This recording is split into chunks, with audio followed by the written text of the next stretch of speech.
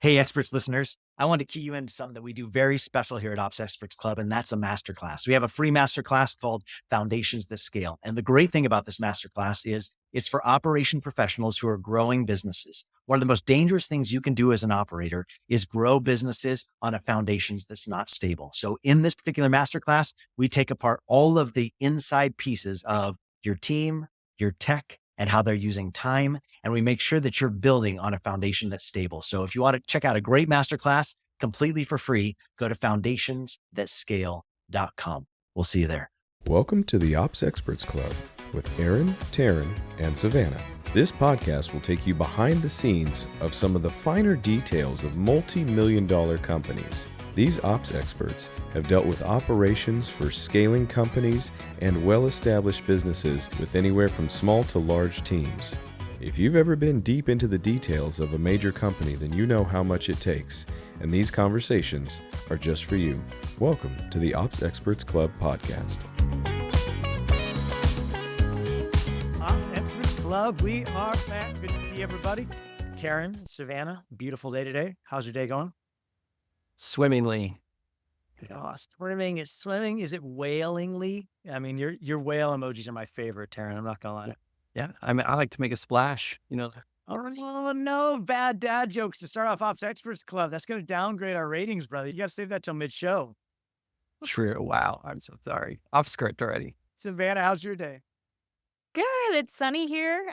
We still got our warm fall weather before we dive into the cold. So I'm just kind of embracing every warm day that we get before it's gone. And I feel like she's a little minx, that Wyoming, because I feel like she'll give you some fall days and you're like, wow, sunshine, fall. And then it's like, nope, I'm going to drop some serious snow on you, 4 feet of snow. It's supposed to have some real cold, like we have a couple of days next week that are supposed to hit like 24 degrees overnight. So I'm getting ready for whatever that means. Cause right now it's in the 70s during the day. So Oh, man. Well, we'll hold on to it. It's fall here in Southern Oregon, and I love it. Any of you listening, tuning in today for Ops Experts Club, so good to have you here with us. Any of you that are new operators, especially where you're just leaning in and you're trying to glean insights, that's the whole reason we put together Ops Experts Club, is for you to come here, hang out with other great operators just like you, get some insights. It's also the whole reason we built Ops Experts Academy. If you haven't checked that out yet, opsexpertsacademy.com is a great place for you to see 35 episodes of us diving deep on topics like we're going to talk about today. So I'm so excited today to have the one and the only Kimberly from Rainmakers. We're excited to have her here. She was one of the originals, the very originals Ops Experts Academy, and she's a graduate, and we love having her. So with that, no further ado, I'm going to bring her to the stage. Kimberly, thank you for joining us for that terrible introduction on my part, but you're still a star, and we love you for that. thank you for having me. I wish Awesome. that we had your last name on the screen because I do feel like, your last name is pronounced Remedies. It's actually pronounced Remedies, but I say remedies because no one knows that I'm like, say it again. How do you spell it? It's just remedy. Well, I love it because you fix things. And so when you see Kimberly's name, you see like Kimberly Remedies, and it's like Kimberly remedies it. Like Kimberly's going to fix it. So like it's Kimberly Remedies. True. If you ever go out and start your own thing, Kimberly, that you're the remedies. That's how it works. Like you're going to bring solutions to the game. My joy. Awesome. Well, Kimberly, you've been a client of ours for a long time through Stephen and Chelsea Diaz with the Rainmaker Family. And I think that your brand, we were just talking about it before we got on stage and before we started talking today, is really one of the poster childs for the Collab team, because I feel like Stephen and Chelsea lead with such good intention. And that's some of the things you were talking about as well. You started as a pretty new operator, right? You had all of the natural given abilities, but you've had to really grow in your skill set the last 2 years. We haven't interviewed you in a couple of years, which is so rad because we can bring you back now a couple of years later and just get to talk about all the exciting and all the hard of growing with a brand that has really grown some legs, done some really incredible things, doing things that most brands don't, which means Stephen's challenging the norm, rolling out new product lines, really vetting that and asking the hard questions using analytics to determine it. So we're just excited to have you today and excited to hear about your growth progress. And so maybe you could catch up the crowd just on where you started and kind of your trajectory and how you've grown with the Rainmaker family. Yeah. So throwback, I started as a student, went through the program as a student, kind of like built the thing that they teach, which was really cool. In the process, kind of started getting a feel for like, I kind of like this thing. I feel like building structure, coached in their community for a while. That was cool. As I was in coaching and kind of solved some opportunities for some unsolicited ops support. So offered some unsolicited solutions. And that just kind of compounded into like, hey, let's build some framework under this or that. And then fast forward, Stephen and Chelsea have their second baby coming, and they are like looking at taking some time off from the business. And we're in this weird kind of situation where we're growing so fast. And we really needed like a solid COO or like, second in command to kind of man the ship while they were taking care of the whole front.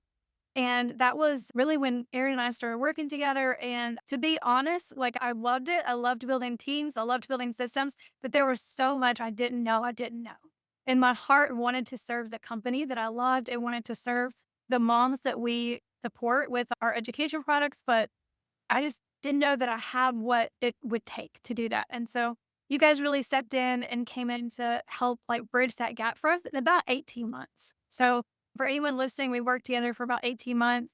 And I don't know what I would have done without you guys, because you had been under the hood in many different businesses. You knew what we needed when we didn't really know. So I think it was a really interesting time too for both me to step into that role, for you guys to step in, because in 2022, we were awarded like a spot on the Inc. 5000 list. Yeah, we're actually second in education. And that didn't happen by accident. So when I came into the seat of like really leaning into operations for the company and not just building a little team here or there was a lot of work that needed to be done, a lot of things that needed to be cleaned up. Savannah, I know you worked really hard with our customer support department. It was kind of a mess. It was like everything dumping into one place, and that was not sustainable for we had in mind and where we were going. And we really started to like just nail those things to the wall. Like, this is our cadence for keeping up with the vision that Stephen and Chelsea had, and like really putting the rubber to the road and making these things happen. And so, yeah, like a lot of 2021, 2022 was just building that strong framework that was going to support. And then bam, August of 2022, we had our biggest live event ever. Like, it converted crazy pants. And now here we have this really great problem of having promised all this cool stuff to all these people. And now we have to deliver on it in excellence. And so we had to quickly like take what we had already applied in the small things and just really steward it forward into the bigger things to serve our students. And so we did. It was awesome. But I know without a shadow of doubt that would not have been possible if we didn't have those systems and frameworks in place that we worked on between 2021 and 2022. So a really cool time to kind of step into the growing company as it exploded. And we get a little credit for some of this cool stuff that happened. And then I think one of the pivotal things that operations did, because we had no operations department, it was just like, here's an idea. Okay, let's do this and let's do that. One of the pivotal things that we did is we built that structuring framework and cadence around just like how we meet together, how we plan, and what we're going to do. We started with scorecards, right? So we could make those data-driven decisions and not just this felt good, which got us to where we were, but we knew it wasn't going to get us to the next level. We knew it wasn't sustainable. So we started, documenting and then kind of looking at trends and patterns that we can make decisions based off of that. And that really helped support our growth. And actually, another one of the cool things that we did is like we had outside vendors and contractors for everything. There was like close to 300 contractors, right? And then like everywhere, vendors, contractors, you name it. And we started pulling like the people who are really committed working full time for the company into employee seats, which was awesome. We did that, I think the beginning of 2023 is when that really kicked off. So that was a huge move for the company. And then we also started to build in-house some of the systems that we had outsourced. So we had kind of a huge marketing arm that was actually taking a big chunk of our rev. So once we kind of thought it out and we're like, hey, what if we hire a team? What if we train people? What if we build this in-house? And we did. And that's where we are now. We have our own like in-house sales team. They're super strong. We can hold them accountable to like our level. Same thing with marketing. We got them in-house. Tech teams, like all these things that we just kind of grabbed here and there, or Steven just jumped in and did it. Now we have full like teams and leaders in charge of that. And so it really helped free Steven and Charles up to be able to be the visionaries that they are so off the mat and like pull them out of the everyday weeds. And so we have Steven is awesome. He's a great visionary. He's also really cool with operations. but we had to get him out of that. Like, as good as he is at it, it wasn't his best place to be. So it felt really good to be able to elevate them out of a lot of that. And like, they have a team, a solid leadership team they can trust to run the company and just like take care of things. And if they have a great idea, they can also trust us to be like, what's the data, plus what's the ROI on this thing? Like, we're going to plug it in because we got to take this out, we put this in. So really cool to have built that and see it flourishing now. Don't you think too, like, and Taryn, maybe you can speak to this a little bit, but I think sometimes when you talk to visionaries, there's a real negative wrath that can come out of contractors. I mean, people are like, no, I just want my own internal team. I just want to build everything internal. But I think that what they don't always realize is if you don't have a good framework and a good format and a good understanding of what works well, then you bring in a bunch of internal people that don't really know what they're doing, or they're not the top of class necessarily. So sometimes I think that there really is a space to establish through contractors, what is it that we're trying to achieve and what are the best ways to do that? And then once we've kind of SOP'd that out, that's when we hire internal. Taryn, what do you think about that? I know we're in a very similar situation with another client right now that talks really kind of negatively about contractors, but I think there's a place for contractors. What are your thoughts, T? Yeah, I think that's the perfect place for it too. And especially when you want that very siloed specialty or not full time, you don't have the capacity for this full time yet, but you want an expert that you can pay well, that can just work 10 hours a week. I think about what Kimberly was describing about this monster marketing arm.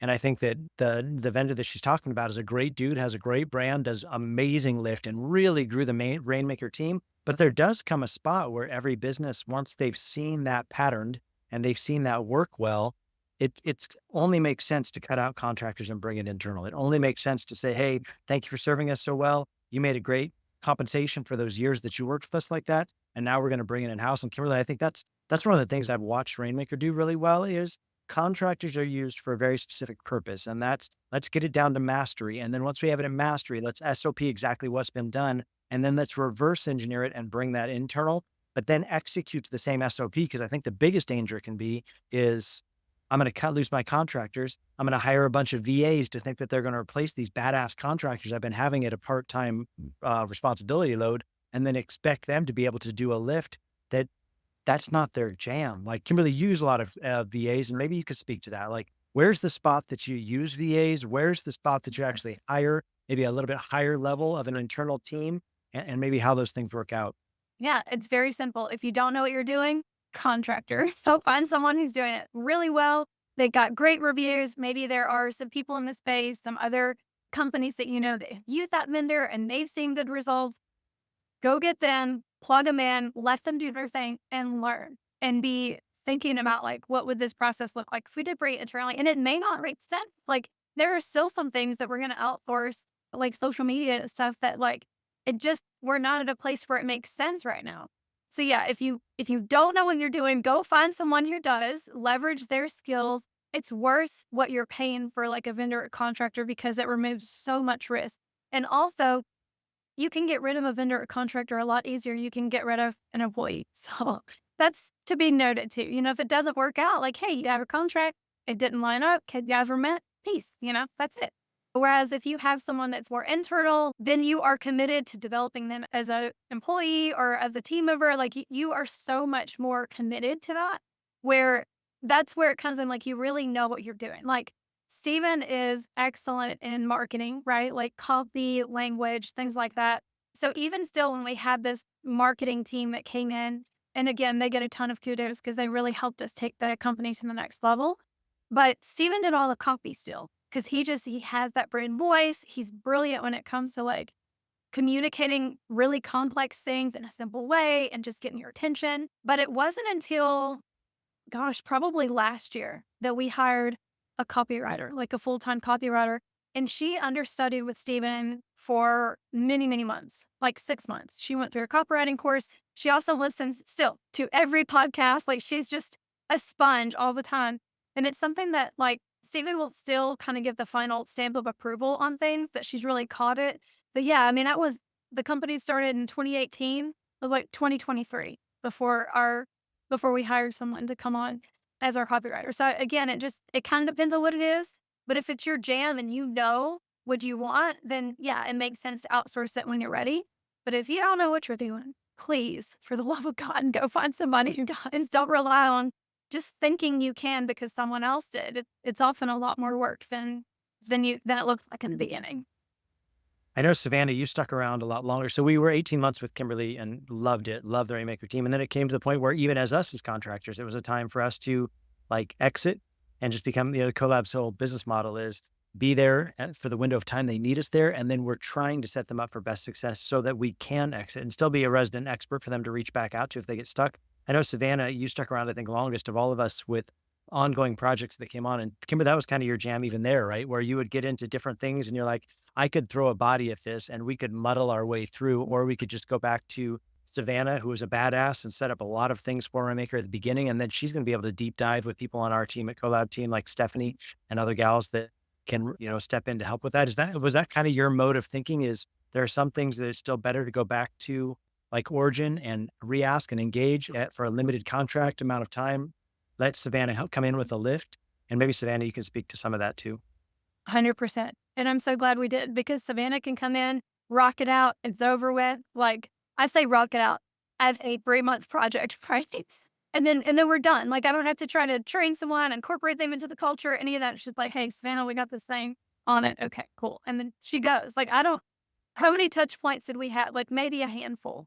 Like she just came in and did her thing. It was awesome. Yeah, it's fun. I always like to get to come in and tap back in. And it's interesting, specifically with Rainmaker, because the things that we came in and did, we were the experts on things. But I feel like I love that you touched on how you guys try and track through your scorecards and everything. You try and do everything with data before you make these decisions going forward. Because I think from looking from the outside and even being someone who spent a lot of time on the inside, you guys kind of grew past our expertise because you guys kind of grew and morphed into something that was like really different. And you guys all had really good ideas together as your leadership team.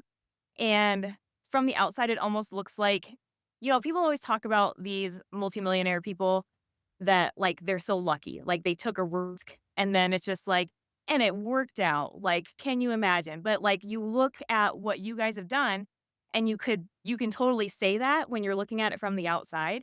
But looking at what you guys are doing on the inside and knowing that you guys are like, wait a second, what's the ROI on that? Like, have we been meeting our data points in our scorecard? Like, what do things actually look like? And seeing you guys launch into these amazing things that are like, I feel, a lot of the time beyond my scope. I'm happy to get to come in and like get to help with little like underground things and everything. But like some of the things that you guys do are really amazing and could easily be perceived as really risky. But you guys, it's like a very calculated risk. So it's cool to work with you guys and get to see that. And also just like, I just see how far you've grown to where things that's just like, I don't even know exactly what they're doing over in this corner. Like I'm going to do my best to like watch for things and like help with some of the structure underneath, but like rocking and rolling. I would say too, Kimberly, and maybe you could speak to this. Probably the two things I'd love to hear you talk about today as we kind of dive into this is I think some people just believe that it always works. And that's just not true. I mean, there have been plenty of things that Steven has tried, that you guys have tried, that you've had to determine that didn't work. And it's not like it's always free where you're like, that didn't work. And it cost us a crap ton of money to figure out that didn't work, so I'd love to hear like how you guys work through once you start identifying this isn't working, how do we pull the plug? Because pulling the plug never feels good, right? Because you're going to cut people, you're probably going to cut product lines, you're probably going to disappoint some folks. There are hurt feelings in that. That doesn't feel good, right? But it's for the best of the whole. I'd love to hear that because that's not easy as a director of operations. You're the one that's a lot of times like having to pull out the knife to cut things loose, right? And then number two, where do you strategically use VAs? I mean, like, I know you've created a whole protocol around how you find VAs, and it's not like you just hire some outside agency. It's like you guys have farmed through it and you have a way that you determine where they're going to plug in. When's a good time to use VAs? When's not a good time to VA? And so go ahead and take that at whichever one you want to talk to first. Yeah, I can riff on both of them. So the first one, I think just talking about when you have to make decisions that are best for the whole, but kind of hard because it's going to hurt some. And Stephen and Chelsea, another thing that they've done really well is invest in our leaders and invest in our team. And so I think they spent maybe $10K or something on leadership training in 2023 for our leadership team. And then like a double dose that went out to the full team. And in all of that, we learned a really valuable thing that I'm so glad we had at that time because we got to steward it. We got to practice it before the year was up. And that was just being very honest with our team. So when I talked about our scorecards, our data-driven decisions, do you know that we meet monthly with the entire company and we say, this is where we're at. Like, this is what our margins look like. And we're very, very clear with our team. It is not a surprise to anybody if stuff happens. And you know what? They got to see that, like, Stephen and Chelsea didn't just come up one day, like, today's a really bad day. Like, this has been broken for a very long time, but today's a really bad day and you're all fine.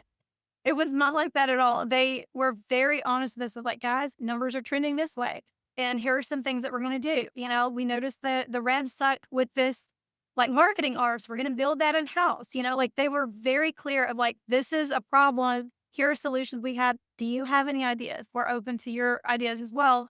And so it was very well communicated over time. And I think that's the biggest thing is like, don't show up and smile and act like everything's okay when it's not. And so I think we got a ton of respect from our team. And we did have to kind of act a department here or there. Like, we did have to do some things that didn't feel comfortable. Again, easier with contractors, but understandable in like the light of like, this is what's going on with the company. We take risks too, and they don't always turn out great. Like, we took a risk this year and it didn't turn out great. But I think there's something really cool too. Like, when we share with our team, like, guys, we're really transparent with our numbers. Like, this is the revenue coming into the company. This is what it costs to pay everyone. Like, this is what payroll is. This is where we're at. Our company got to see Stephen and Chelsea put in like faith in us when the numbers didn't look good and like holding on as long as they could. That, like, ton of respect from the team. So I would say there's a lot of logistical stuff. There's a lot of, you know, like, systems and things that you can plug into that. But the biggest, and I feel like what Stephen and Chelsea did so well, was communicate it. It's still a hard blow, but we're in it together, man. Like, the flood's coming, but we're all on the boat together. And then secondly, you mentioned VAs, like when to hire VAs, what that process looks like. So I think any process that you have ironed out, it's an SOP, you got a video attached to it, it's linked up into some kind of master map of systems that kind of says like, hey, every Monday, we're going to do this. Every Tuesday, we're going to do that. And like, it's really tucked into a solid cadence of doing things. That's when you can hire a VA. Please don't go hire a VA and tell them, hey, you're coming in to help and I'm not really sure what you're going to help with. I'm just overwhelmed. That's not when you hire a VA. It is definitely when you have your systems ironed out and you've done the homework and you have everything well documented, then you can go search specifically for a specialist in that field. So we use onlinejobs.ph almost exclusively for our VA help. And then what's really cool about that, like, it's John Jonas's thing, and he like works really well to help people create great resumes, right? So you know what you're looking for. And then we developed the hiring funnel process that just kind of goes through like a type form, right? So here's the application. They kind of go through a type form and that filters it down to an amount of people that is like doable to kind of go through the applicants. Instead of hundreds, it may be like 30. And so from there, we get like the highest qualified, the most experienced. The rate's really good because they're international. So the currency exchange works in both of our favors. And then at that point, we're just kind of down to like cultural fit. Like, if we need them to work our daytime hours, you know, all that's disclosed. So what we have is kind of like this group of applicants who are going to be a great fit. And so we just need to figure out, do we work well together? Do we jive? So that's sort of the end of our process. Is they get on a couple interviews with whatever leadership team is hiring for that role, and they plug them in at their culture fit. But yeah, I would not recommend bringing VAs into a sketchy process. Like, that's what you guys are for. Like, if you have a mess, you need to bring in experts that can kind of help you clean up the mess and backfill that for you. But definitely don't bring a VA into something. And also too, like, another point that I think a lot of people miss is when you bring a VA in, be ready to manage people. You have to move from that place of doing the thing to managing the people who do the thing.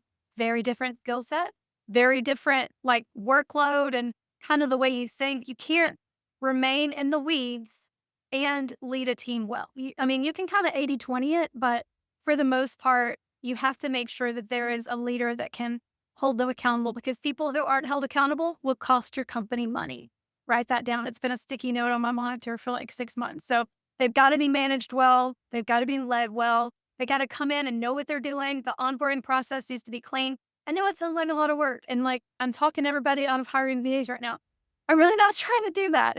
It's really important that you set both yourself and your VA up for success. And you do that by making sure that they come into something that's very organized and ironed out for them. And then the immediate relief you get is well worth, the time that you put in. It's like you planted a seed and now you get to harvest, the orchards when you bring in VA help. But it really extends what one person can do when they can just manage people and the people can do the thing. And then you can kind of scale that however big you need to. I think obviously something that we really advocate for people is hire your leaders first and make sure your leaders understand that they're doers. And as your leaders in their doing, somebody you can hold accountable, somebody that shows up, like you're saying, to L10 meetings, and you're going to hold them accountable to scorecard numbers that they're responsible for. And then once they get to a capacity issue where you're not getting your best bang for the buck with the work they're doing, and they have SOPs so they can hand it down, right? EOS has delegate and elevate. Like, go through the delegate and elevate exercise. What are the stuff you don't want to be doing anymore because you're not good at or you don't like? Then SOP out those roles. And those are the things. Okay, now let's go hire a VA that could clip in underneath this leader, that could take some of the responsibilities they don't want to do, aren't good at doing, aren't best bang for the buck to the visionary. And that's what they would hand down. Taryn, you got something you want to add? Yeah, I was just curious based on some of that too, in a fitting way. I saw you implemented weekly updates from your team a year ago and kind of describe that process and how well that's helped you gain oversight and accountability to everybody else. Gosh, you guys, I love weekly updates. I'm such a nerd. But this one thing, like, I feel like it cloned me, right? Because I spent so much of my time running around with my head cut off, trying to gather updates, new projects and people all over the place. And it just felt like that was my job. Yeah, like, let's hold people accountable, let's get updates and everything. And I would just consolidate all of that and have a meeting with the CEO and just go over everything with him and get direction and then relay all that back. And like, in the meantime, there's more stuff spinning and we got to find a new idea. It was a lot. And so where did we even get this idea? I want to give credit where credit is due, but I truly don't remember. Steven brought it from one of his mastermind. So it was our CEO's kind of like brainchild, right? And so it's a symbol document. I know Taryn submitted weekly reports for, I don't know, once, a simple Google Doc. And it's like, what went well this week? What didn't go so well? What you working on next week? And then since then, Taryn, we've added a couple more things. Like, we've learned the value in developing our people, right? And so we add an ethos shout out. We have 4 like ethos points. And so we'll just say, today is week 3 of the month. So this is our ethos, solutionary always. Who do you want to shout out from the team for being a solutionary this week? So that we're constantly like just hitting that ethos every week. We also ask for a loom or a screen recording, right? So like, look over your projects for the week. Tell us what's going on. You got some stuff going on with the team? Okay, let us know. We want to support you. And so it helps our leaders to really own their department and like what their projects are and managing their teams, because they know come Thursday, they got to tell me what they've been doing. And so they want to be proud of that. And I think, like I said, what used to take, no joke, probably most of my time, like 20 hours a week, no joke, is now like a 2-hour block on Friday. I get to just look at what everyone's been doing. And I'll have a VA who compiles it all into one master doc. So I just go through one doc and it's all nice and neat and pretty. And then I just kind of add in some thoughts and then shoot it over to Stephen and Chelsea, and that's it. And they value that so much. That was one of the things they said was probably the most impactful process that we implemented in this last year. We're saying a lot. We did a lot of cool stuff. I love that. And it's something I think any visionary could really benefit from, because as a visionary, right, you're spending money. It's your money that you have going out, and there's that burn, that feel of like, where are my dollars going? What are my people doing? And so I think having something like that where you have a succinct way, but I also think too, and Kimberly, correct me if I'm wrong, I think it's really important that you review the stuff that people send you, right? Because if they just feel like it's just another ask, another task, another thing they have to do, but then you never really speak to it, you never really address it, you never really review it, it's easy for them to feel like, why am I doing this? Like, this isn't going anywhere. I'm not you asked me what isn't working well. I told you. And then every week I'm telling you the same thing, but nothing's changing. Like, and so I think that that probably plugs in, right, to your 555s that you're doing on quarterly evals, like those different things. Roll. Even sooner, we plug that into two things: our L10s, right? So we have different department L10s. We plug it into our leadership team L10 if it's something for everybody, like, hey, we have this come up in CS and it probably is going to affect all of y'all. So here it is, and here what we're going to do about it. Or if it's something that's like, hey, the leader's having some issues with a team member and they really need support and like offboarding that person ethically, right? That goes into a one-on-one. So just like we have L10s for our leadership team, and then each department has their own L10s for their team, I have a one-on-one L10, very much like mine in your meetings, Aaron, that we had for 18 months. Once a week, I meet with every single one of my direct reports. We go over those things. So like, this is your space. And sometimes we got to get to it sooner, but if you ever try to get a hold of me, like Terry knows, Mondays and Tuesdays, here it's a big ask, because on Mondays and Tuesdays, I'm plugging in every team member's one-on-one. I'm going over that weekly report. We're creating solutions before we bring it to Stephen and Chelsea, if at all possible.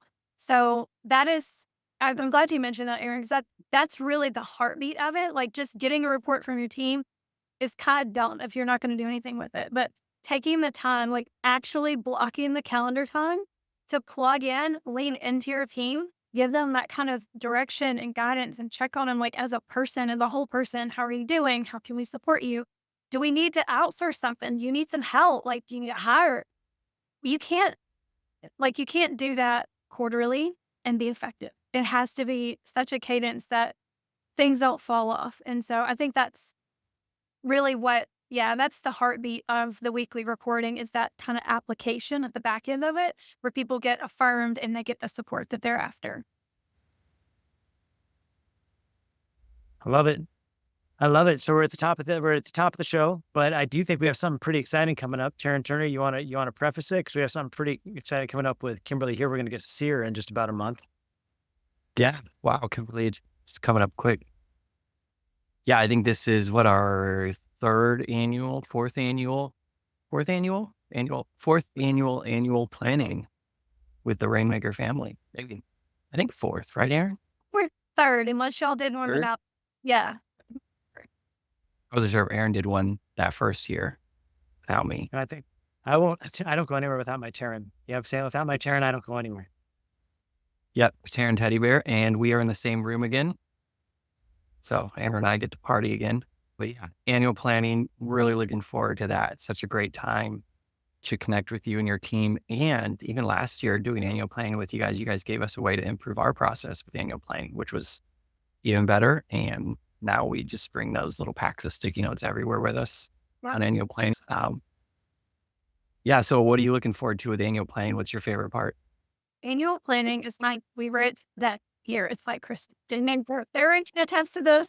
Annual planning day, I'm up at 6 o'clock in the morning in the kitchen, like, what the hell? And Nicole, like, our fulfillment lead, she's like, let's take a walk. I'm like, bouncing off the wall. I'm so excited, because this is really where we set the compass for where we're going in the next year. And I expect great things out of our company. I expect great things to come from our efforts and our people. And so having that moment where, first of all, we're working virtually, so we actually get to see each other, and that's really cool. But aside from like, the around the table conversations and kind of like getting to be in this place and sort of separated from the world for 3 days, where you can really focus on your team, some really cool stuff rolls out of that. Like, we get to dream a little bit. We get to support each other in a way that we can't, like, virtually day to day. And so we'll map out, like, this is what we have big dreams for this year. This is what we're going to do this year. And then our team will just get to work and, like, what does that look like on a quarterly basis? And to be honest, we shove most of it in Q1. Like, most of our sticky notes are on a Q1 tab, but we like to get stuff done real quick. We call it Rainmaker time. So typically what would take the year, we're going to get that done in 3 months. But yeah, we developed this sort of North Star for where we're going, and everyone is just looking to that. So, like, we do quarterly planning. We do, our rock planning, call them rock parties or lobster rock party. What is it? Rock lobster parties. That Savannah gave us that term. But we're always kind of pointing back to, like, what was our North Star? What did we say we were going to do this year? And how far are we from that? Like, what can we do to close the gap? So Stephen and Chelsea actually invest a lot of time, a lot of money, like a lot of themselves into this annual planning. And it is so evident. It's probably the highest ROI thing we're going to do as a leadership team for the entire year. So it's exciting. It's fun. We get a little bougie with it. I love seeing you guys, but I think the coolest thing is it carries out throughout the year. It's not a one and done thing. Like, we're going to drag this baby out for the next 12 months. So yeah, my favorite day of the year, easy, hands down. I think it's one of the few things that lasts all year long, right? So I think that as you come into annual planning, as we're all in annual planning season mode right now, as depending on when you're listening to this show, I would say come into it with intention. Don't be sloppy about it. If you're the leader, like come into it with a lot of intention. I love about the Rainmaker family that they come in together and they're like, they almost do a presentation of like, what are the things that we've succeeded well in this year? Because a lot of the things we do with annual planning is what did we do well? What did we not do so well? And what do we need to fix or cut? You know what I mean? So like come into it with those kind of mindsets and thoughts, but excited to be with you guys again in Scottsdale, Arizona. It's going to be a really good time. Definitely going to be a sweet session for planning. And like Kimberly said, there is a higher ROI on it. There's very little things that you do on a single day or 2-day gathering that's going to last the entire year. This is it. So don't miss it. You're going to invest a lot of money to bring your people there.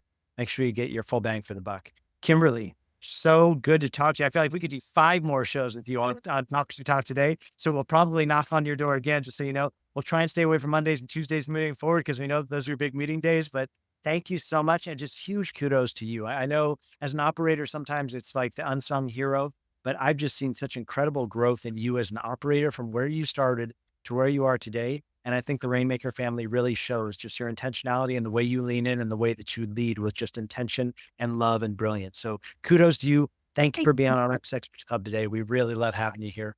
Thank you so much. Appreciate you guys. Of course. Thank you for all the listeners tuning in. Taryn, Savannah, it's like magic when I get to see you guys. It's like magic. It's like a Harry Potter film. I love it. So hope you guys have a great day and we'll see you next time here on Ops Experts Club.